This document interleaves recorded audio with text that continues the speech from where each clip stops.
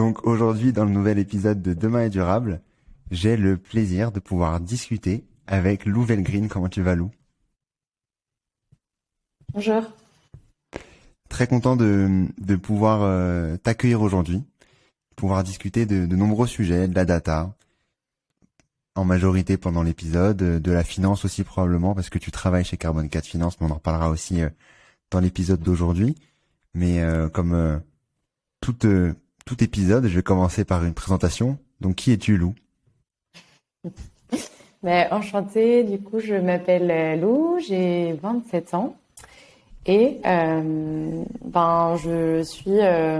aujourd'hui, je suis coprésidente d'une association qui s'appelle Data for Good, qui est une association qui a pour objectif d'être une communauté et de mettre en relation des data scientists qui ont des compétences et qui ont envie de les mettre au service de l'intérêt général, les mettre en relation avec des associations qui n'ont pas les ressources financières ou les ressources techniques pour pouvoir mener à bien des projets qui leur permettraient de décupler un peu leur impact. Et en fait, on fait un espèce de matching entre ces personnes compétentes et ces personnes qui ont besoin de compétences. Et on les aide à produire des projets qui leur permettent de décupler leur impact. Ok, bon déjà sur toi, avant de parler directement dans le vif du sujet, tu vas directement dedans là. Sur toi, comment t'arrives à lancer, à cofonder Data for Good il y a quelques années maintenant, et comment de base aussi tu as l'envie d'aller travailler sur les sujets un peu plus environnementaux. Je n'ai pas trop l'habitude de ce genre de questions. Comment je fais? Je sais pas. C'est pas un choix, c'est un peu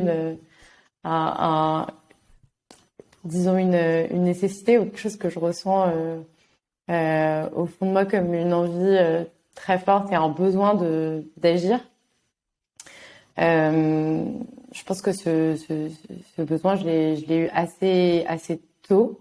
Je dirais que j'ai pas eu une épiphanie du climat où un jour je me suis réveillée, je me suis dit tout d'un coup, oulala, y a rien qui va. Ça a plutôt été quelque chose d'assez progressif. Et donc du coup, disons que j'ai découvert un sujet puis un autre. Par exemple, un jour, j'ai pris conscience de l'impact de mon alimentation en regardant un documentaire qui s'appelait Cowspiracy. Et j'ai pas dormi de la nuit. Et ensuite, une semaine après, j'ai vraiment décidé de devenir végétarienne. Et donc, en fait, je pense que tout mon engagement, il se résume un peu comme ça. C'est plein de petites prises de conscience qui progressivement m'ont amené à comprendre qu'en fait, le problème était systémique. Et du coup, que les seules solutions qu'on peut trouver, elles sont aussi à cette échelle-là. Et du coup, pour revenir à la question de comment je fais, je pense que c'est en fait aussi surtout un moyen de vivre avec en fait toutes ces découvertes. Au début, quand j'ai pris un peu conscience de l'ampleur du problème, je me suis un peu effondrée. J'ai eu un peu une phase que beaucoup de personnes décrivent d'anxiété très forte, de peur et aussi de sentiment d'être une toute petite fourmi par rapport à l'ampleur des changements qu'il fallait mettre en place. Et c'est progressivement en passant à l'action, en m'impliquant dans des cercles de gens qui eux aussi avaient envie de faire changer les choses, que j'ai aussi retrouvé de l'énergie et d'essayer. Et aussi, je pense surtout, et je pense que c'est le plus important, c'est de la joie en fait. Et c'est trouver de l'énergie dans l'action et, euh, et du coup l'envie de continuer. Donc c'est un peu ça le driver, je pense.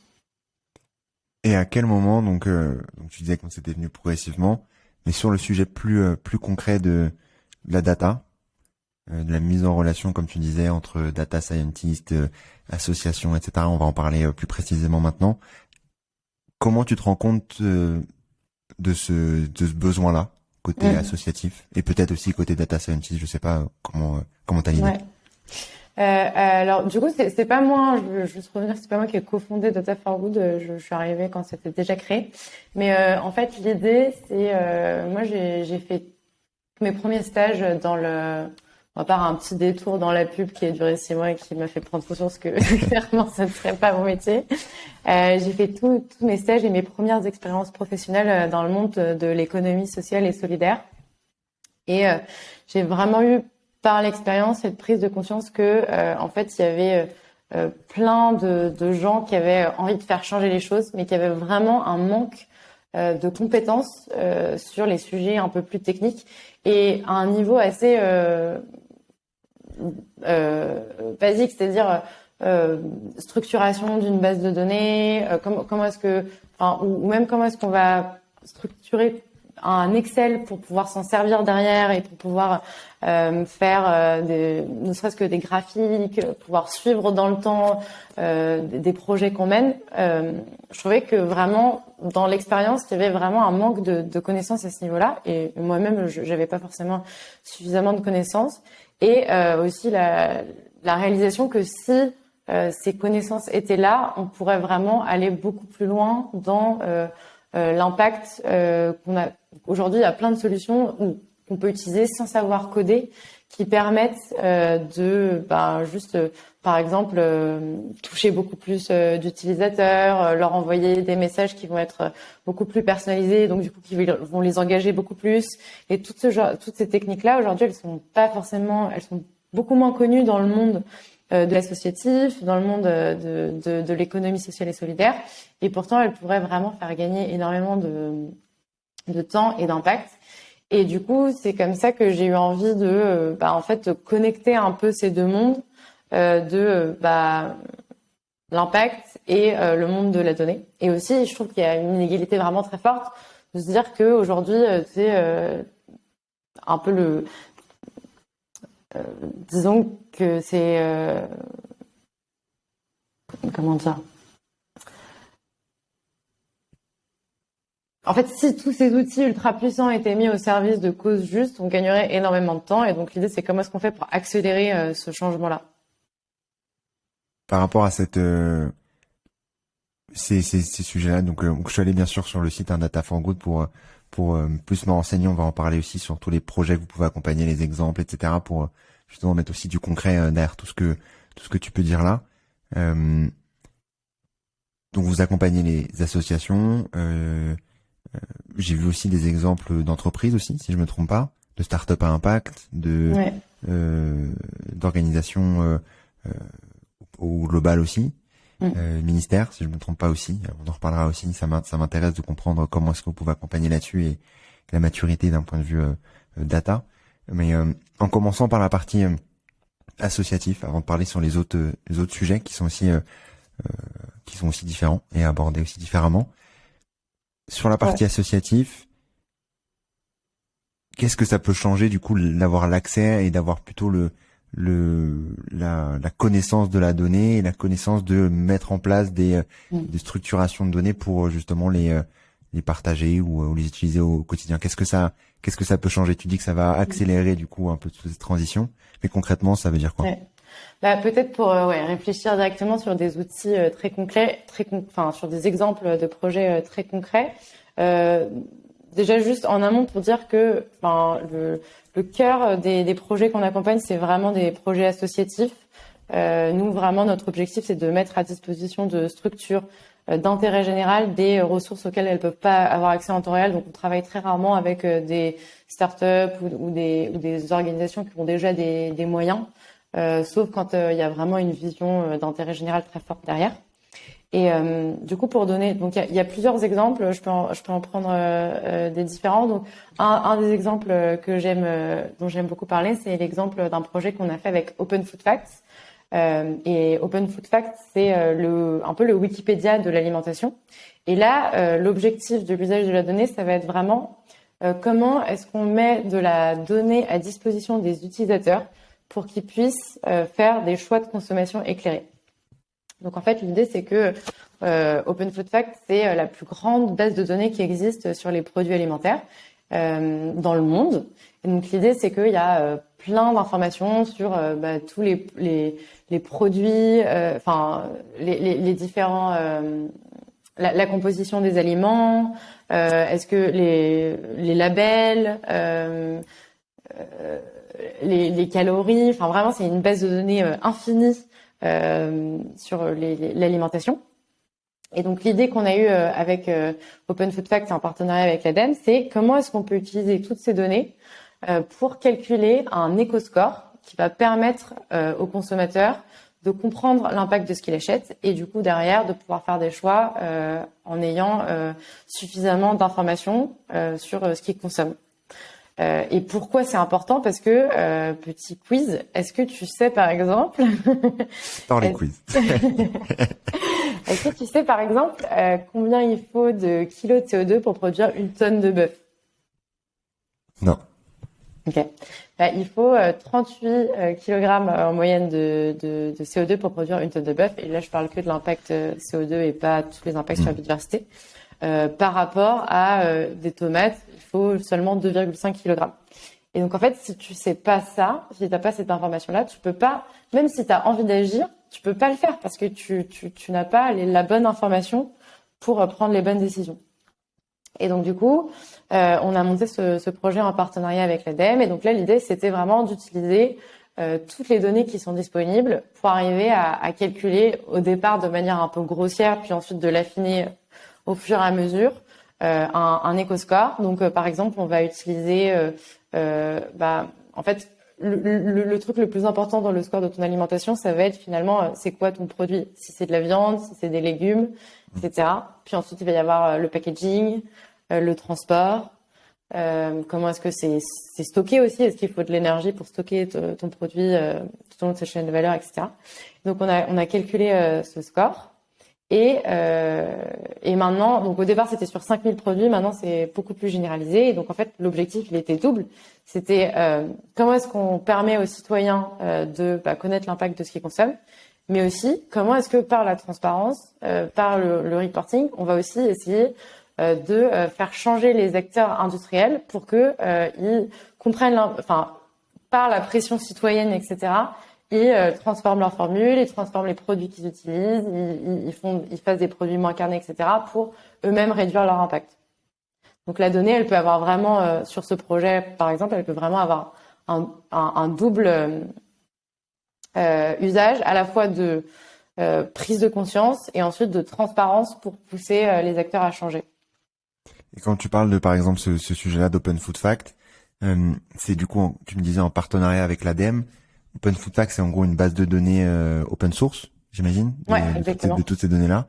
Et vous allez, du coup, l'ADEME a eu l'idée, enfin, vous avez eu l'idée peut-être en commun d'aller prendre cette base de données pour la mettre en avant et mettre en avant ces informations-là pour aider les citoyens. C'est ça, en gros, le but.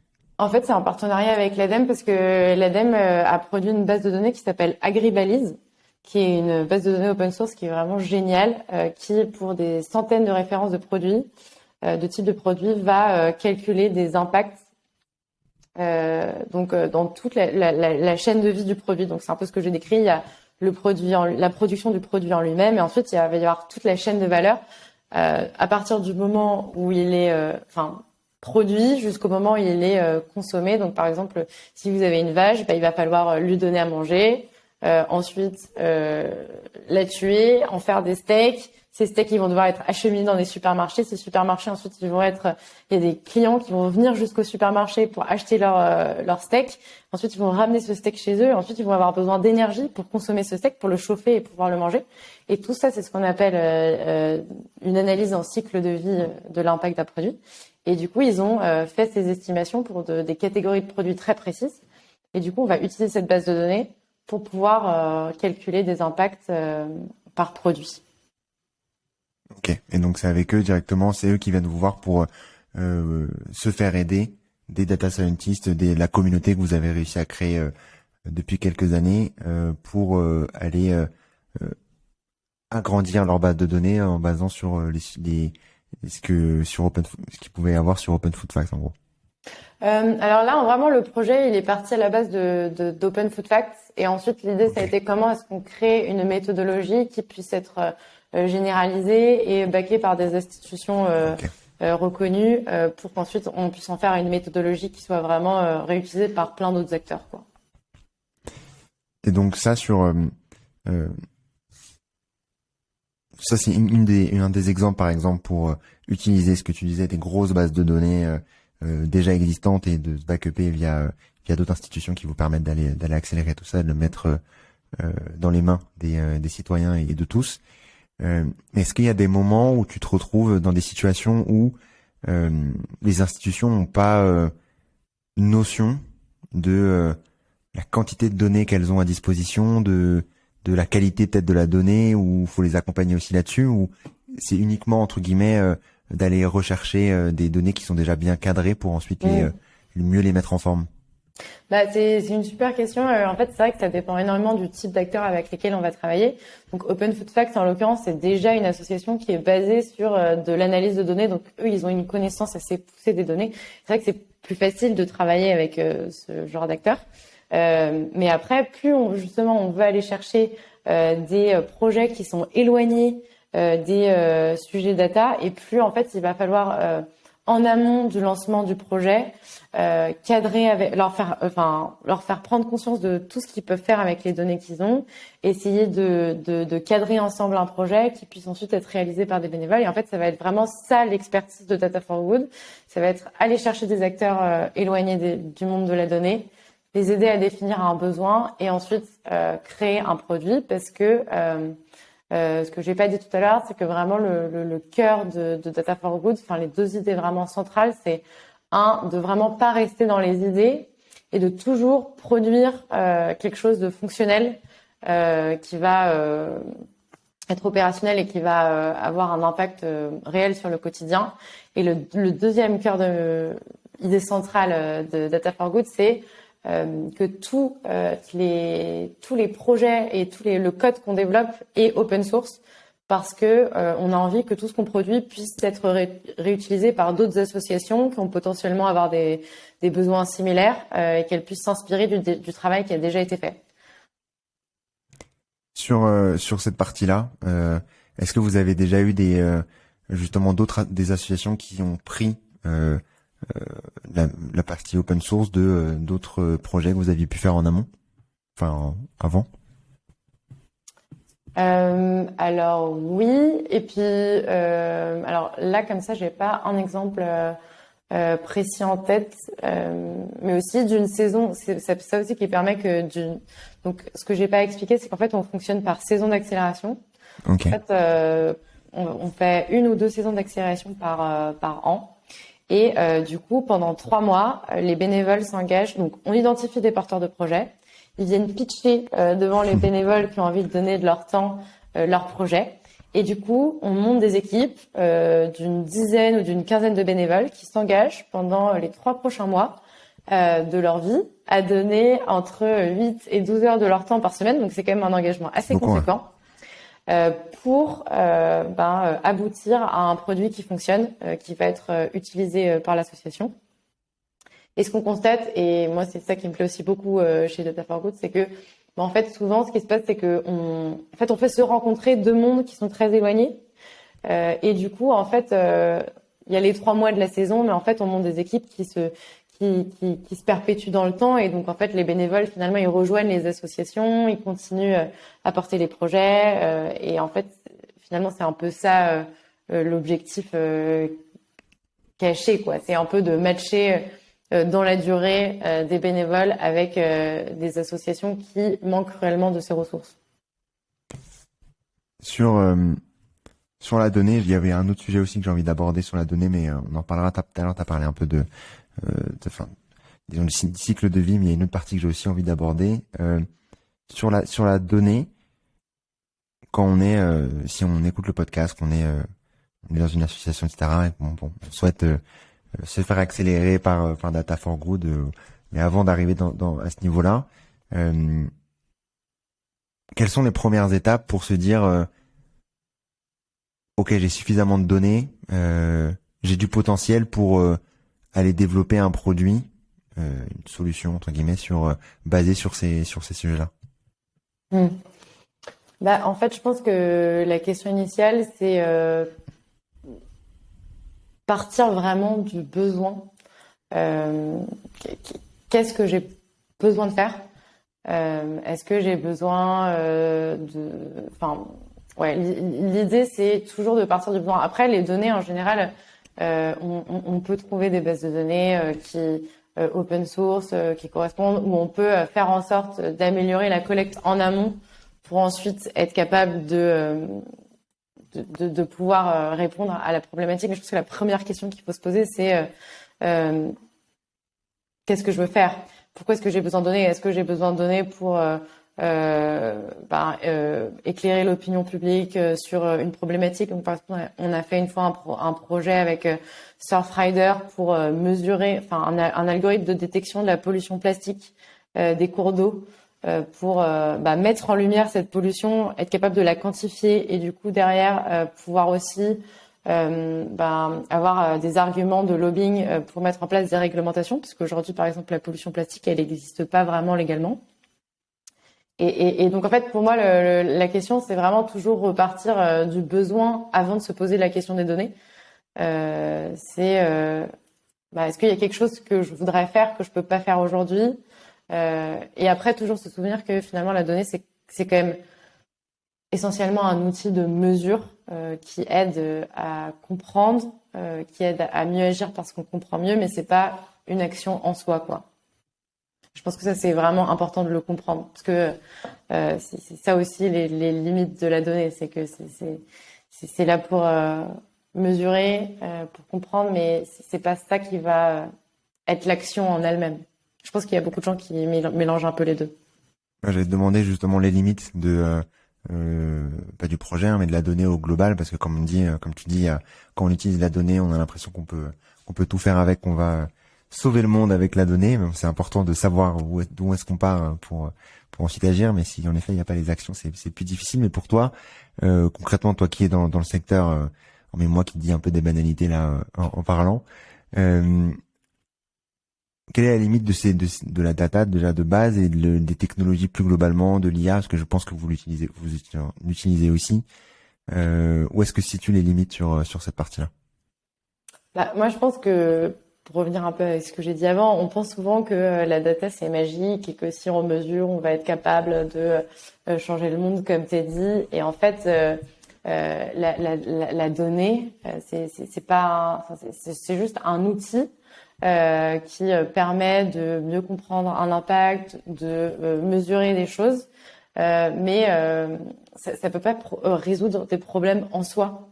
Et donc du coup, vraiment, c'est ce qu'on en fait qui va créer de l'impact ou pas. Mais c'est plus un outil qu'un moyen en soi. Et aussi, je pense, un autre sujet très important, c'est aussi de se souvenir que l'économie digitale, elle est matérielle. On a souvent l'impression que, la donnée, elle a un impact donc déjà en soi parce qu'il faut stocker les données quelque part, parce qu'il faut de l'énergie pour pouvoir les utiliser et tout, etc. Mais ensuite, tout ce qu'elle met en lien et tout ce qu'elle calcule, derrière, c'est de l'économie matérielle. Et c'est des métaux, et c'est des usages. Et donc, du coup, en fait, la question, et c'est celle que je disais un peu tout à l'heure, et c'est un peu ma grande marotte, donc je vais le redire, c'est que en fait, dans le monde de la donnée, on a un peu tout le temps cette obsession de vouloir tout optimiser, tout mesurer, etc.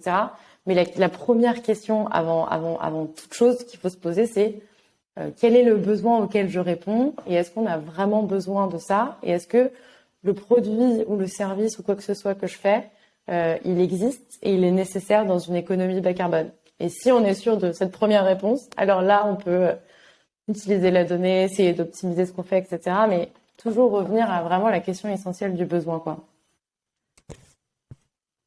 Toi qui connais du coup bien le sujet sur la donnée au global, est-ce que tu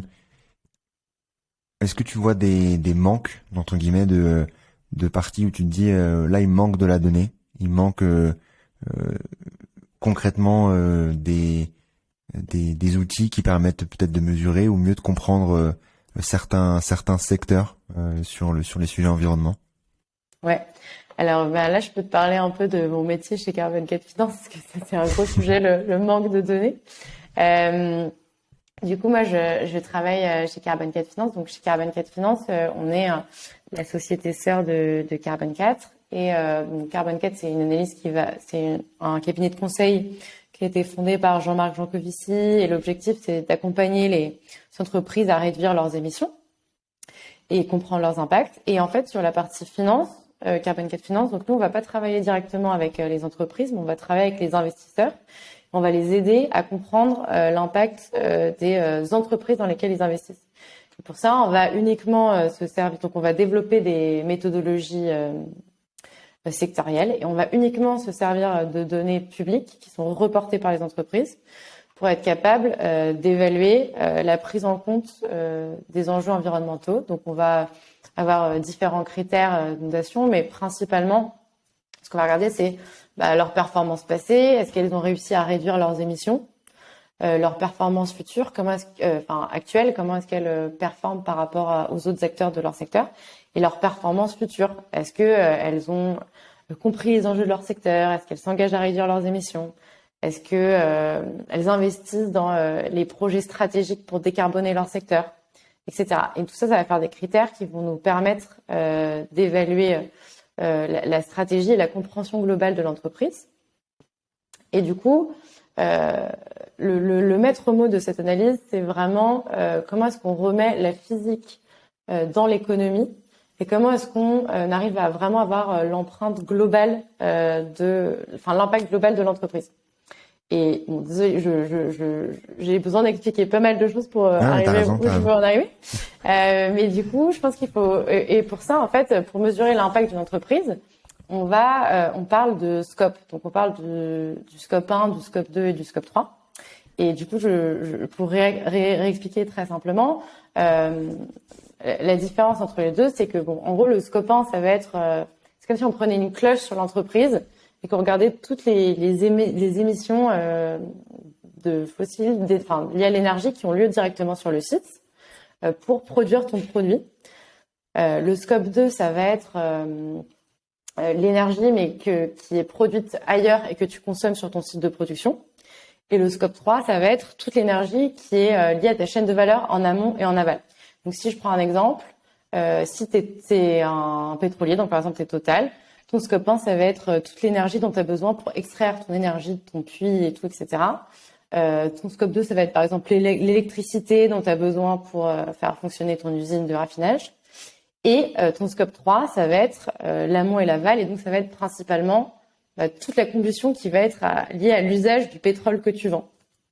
Et en fait, ces émissions du scope 3, en moyenne, elles représentent, et là vous allez enfin voir où je veux en venir, ces émissions du scope 3, elles représentent en moyenne 85% des émissions d'une entreprise. Ça varie selon les secteurs, mais en gros, c'est ça.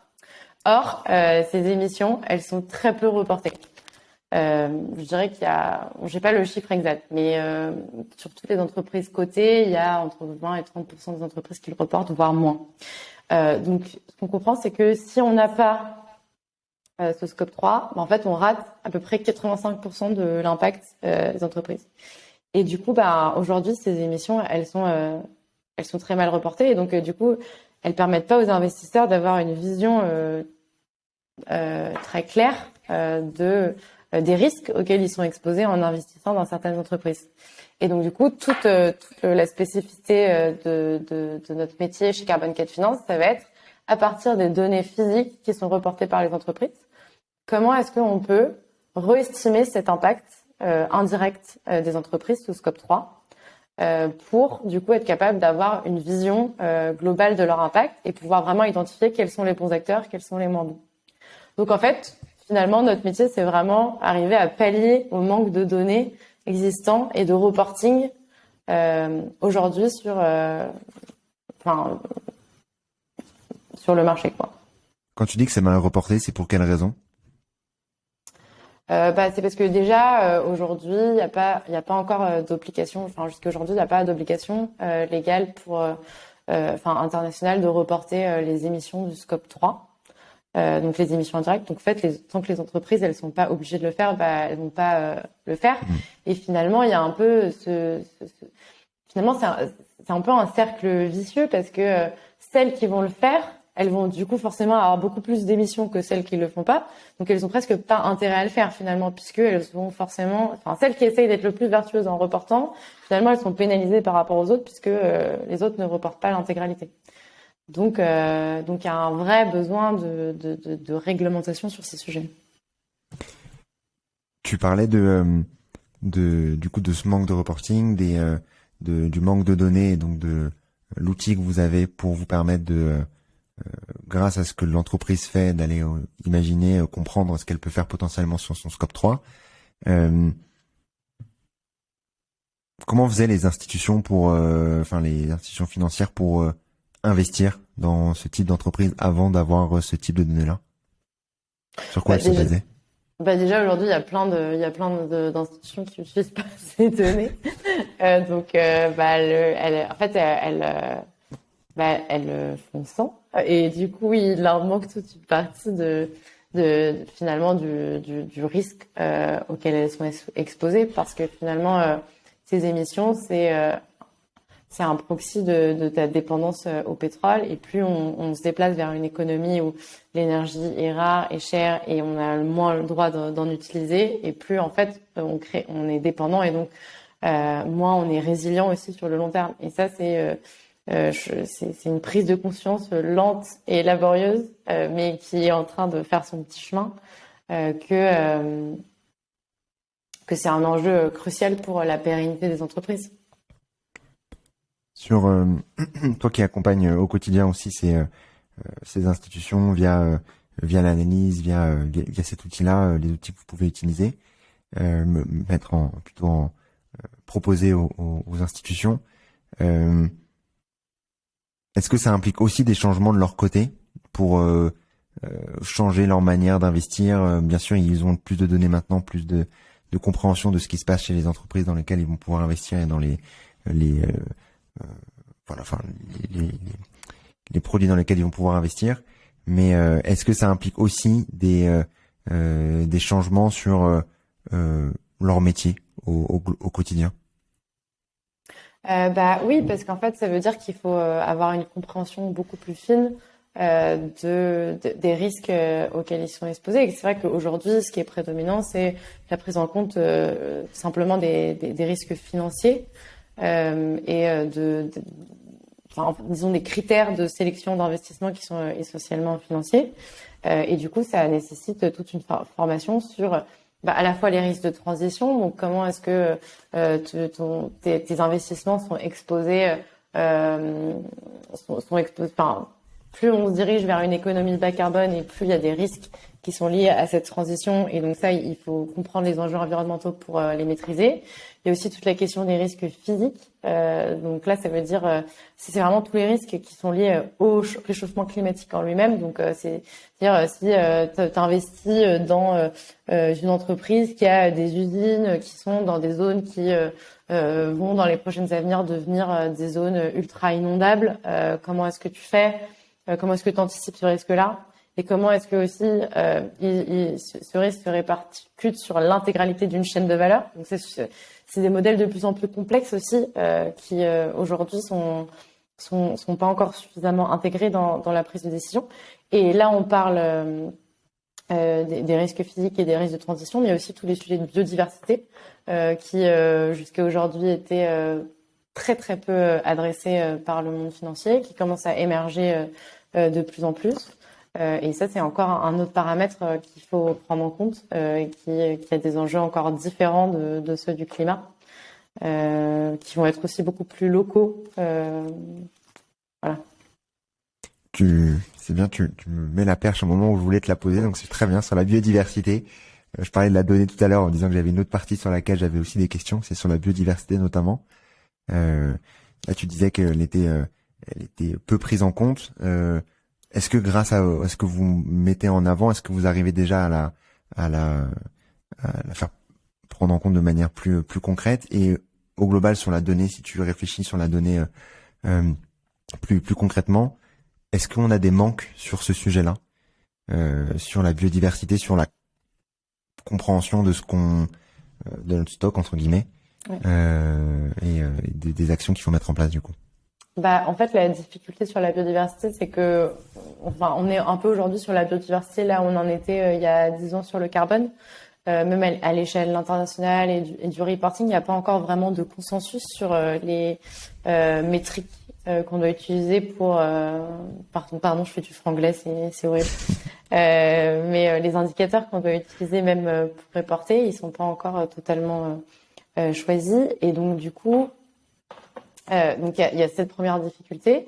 Puis ensuite le fait qu'aujourd'hui il y a une réglementation de plus en plus stricte qui oblige les acteurs financiers à reporter, notamment en France sur l'article 29 sur les risques qui sont liés à la biodiversité. Mais aujourd'hui les données elles sont très peu disponibles en fait parce que ce que je disais, les indicateurs ils sont en train de s'inventer. On n'est pas du tout.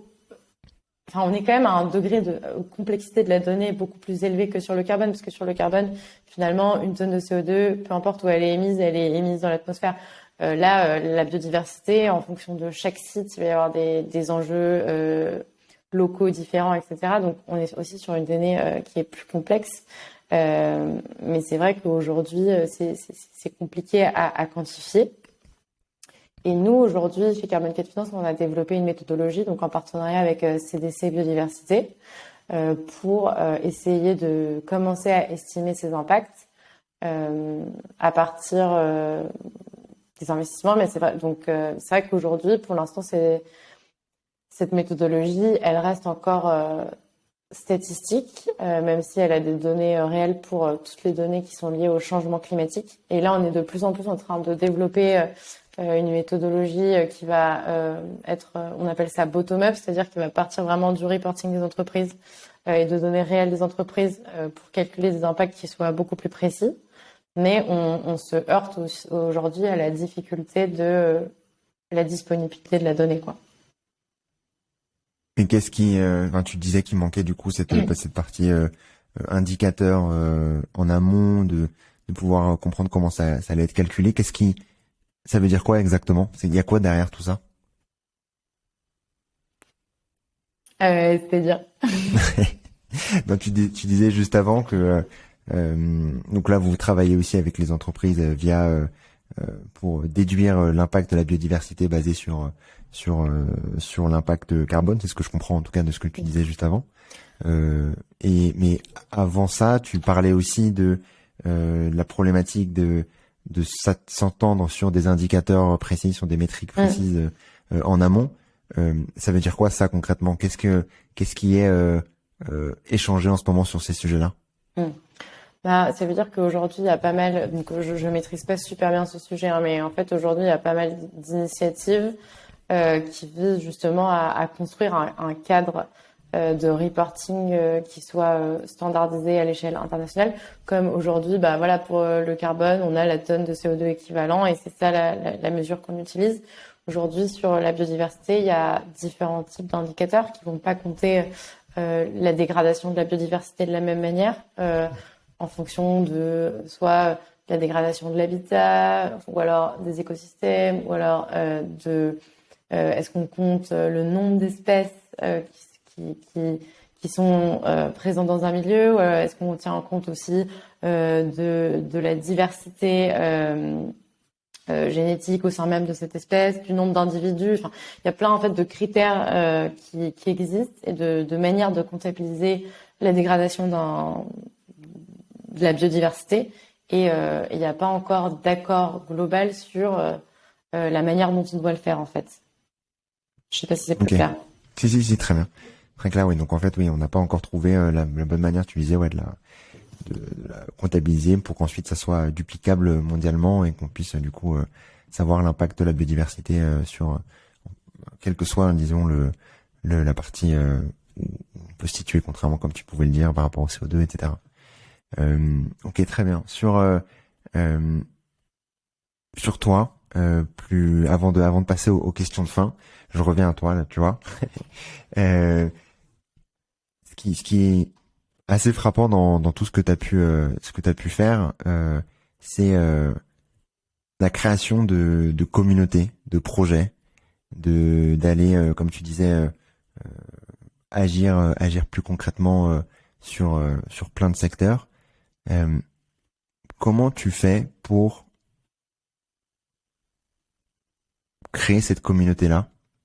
Quels sont tes conseils aussi? Parce que voilà, tu vas te dire oui, bon, ça va, je rencontre des gens et tout va bien. Mais tu vois, vice-présidente d'Allons Enfants, cofondatrice d'Essec Transition, et initiatrice Data for Good, et en tout cas sur le projet, etc. Enfin, tu fais quand même beaucoup de choses au quotidien. Va savoir comment tu fais aussi, mais en termes de temps, mais ça c'est ton secret. Mais non, outre cette blague, quels sont tes conseils pour justement aller accélérer ça et créer cette communauté? Parce que la création de communauté, le fait de se rassembler, c'est quand même la base pour accélérer la transition de tous. Ouais. Bah, en fait, je pense que je suis vraiment partie de ce constat. Et puis, enfin, que tu viens de dire, c'est et puis, en fait, souvent, j'ai essayé de répondre à un besoin que moi j'avais.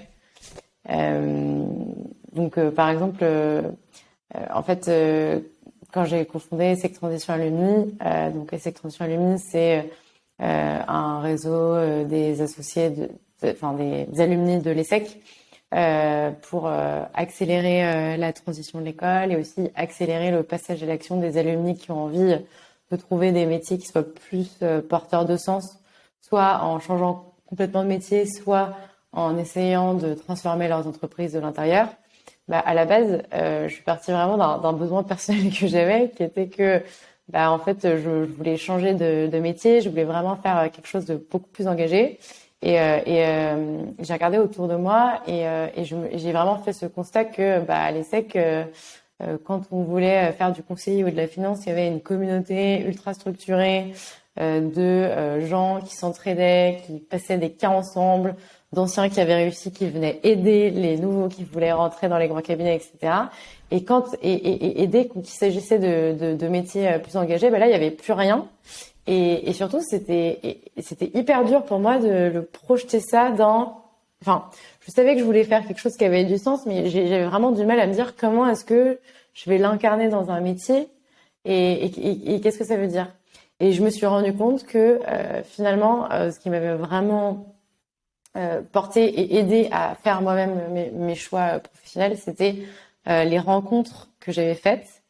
Et du coup, je me suis dit, bah en fait, j'ai envie d'aider à créer ces rencontres-là pour les gens qui ont envie de changer, parce que je trouve que finalement, ce qui accélère ton passage à l'action, c'est de voir que c'est possible, et c'est de rencontrer des gens qui ont fait ce chemin-là et qui ont franchi le pas et qui sont passionnés par ce qu'ils font. Et du coup, tout d'un coup, ça devient possible. Tout d'un coup, ça existe. Et du coup, pourquoi pas toi, quoi. Et donc, comment j'ai fait? J'ai mis un message sur il y a un Facebook de l'ESSEC et j'ai dit, bah en fait, qui veut faire ça avec moi? Et au début, on était 4 pelés de tondus à réfléchir à ce qu'on allait faire. Et puis progressivement, bah on s'est structuré.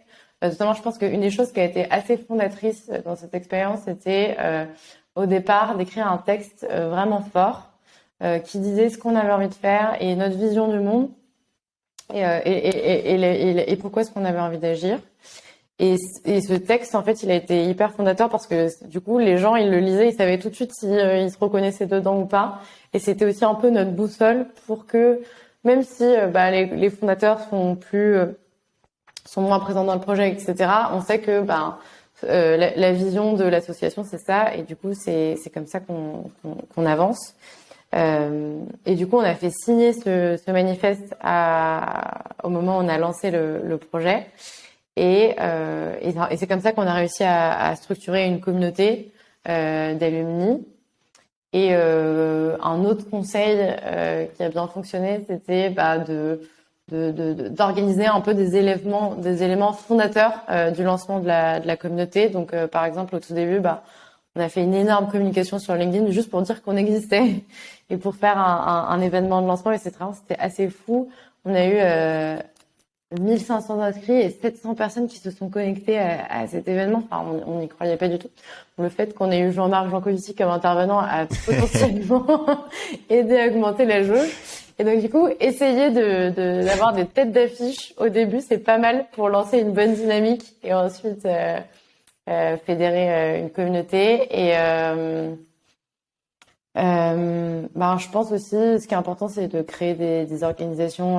Enfin, j'y crois de plus en plus, des organisations qui sont, où on responsabilise beaucoup les gens et où chaque personne peut vraiment s'approprier le projet et prendre des initiatives et se sentir responsabilisé sans qu'il y ait des structures ultra pyramidales de décision, quoi. Je pense qu'il faut vraiment compter sur la force collective et le pouvoir d'initiative des gens qui sont motivés, qui te rejoignent, quoi. Ok.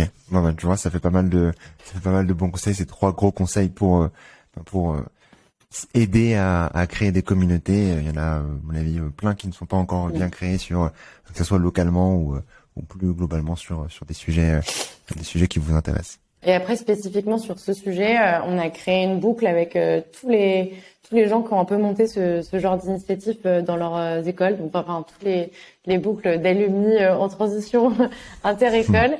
Et donc, du coup, on a un grand WhatsApp où on discute tous et on se donne plein de conseils sur comment, chacun partage un peu ses retours d'expérience, comment il a fait, quels événements il organise, etc. Et puis, on essaye de porter des actions communes aussi. Et donc, du coup, si vous avez envie de faire ça, n'hésitez pas à me contacter pour que je vous ajoute dans la boucle. Ça marche, ça sera fait. Je vais terminer, Lou, par les 3 questions de fin. Donc, tu pourras donner aussi tes contacts à la fin pour que si les gens souhaitent être ajoutés, qu'ils puissent te contacter. En commençant par un contenu à partager qui t'a marqué récemment. Alors, j'en ai vraiment plein et c'est très difficile de choisir.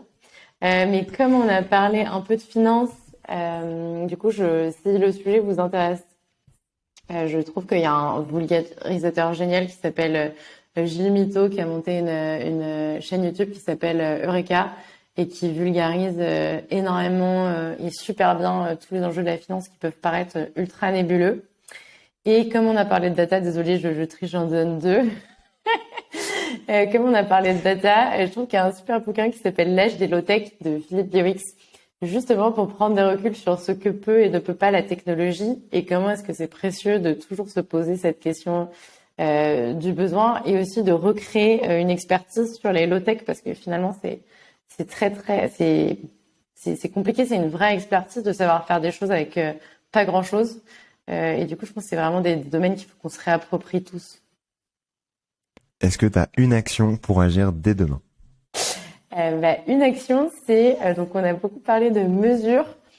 Du coup, une action, c'est d'aller faire son empreinte carbone, d'aller mesurer son empreinte carbone. Je vous conseille d'aller, par exemple, sur Nos Gestes Climat, qui est un super outil qui a été produit par l'ADEME pour mesurer facilement son empreinte carbone. Et du coup, comprendre ses propres leviers d'action personnelle. Et là, je parle d'action au niveau de sa consommation, mais il y a aussi l'autre face du sujet qui est comment est-ce que je contribue à l'appareil productif et là c'est se poser la question de l'impact de son travail mais c'est encore un autre sujet. Et enfin, un ou une invitée que tu recommanderais dans le podcast? Une invitée que je recommanderais dans le podcast, c'est Car Petro qui a monté les Pépites Vertes, qui est un média qui aide les jeunes à se projeter dans les métiers de demain. Donc elle va interviewer plein de gens qui font des nouveaux métiers de la transition. Et du coup, je trouve que c'est ultra pertinent avec tout ce qu'on s'est dit. C'est comment est-ce qu'on fait pour se projeter dans les métiers de demain et savoir ce qui existe, ce qu'on peut créer et y aller avec envie. Parfait. Si on souhaite te retrouver, Lou, comment est-ce qu'on peut le faire, te contacter? Sur LinkedIn. Très bien. Je mettrai ton LinkedIn. Donc si vous souhaitez contacter Lou, en tout cas, merci beaucoup pour ton temps aujourd'hui, pour tout ce que tu nous as partagé et à très vite. Merci.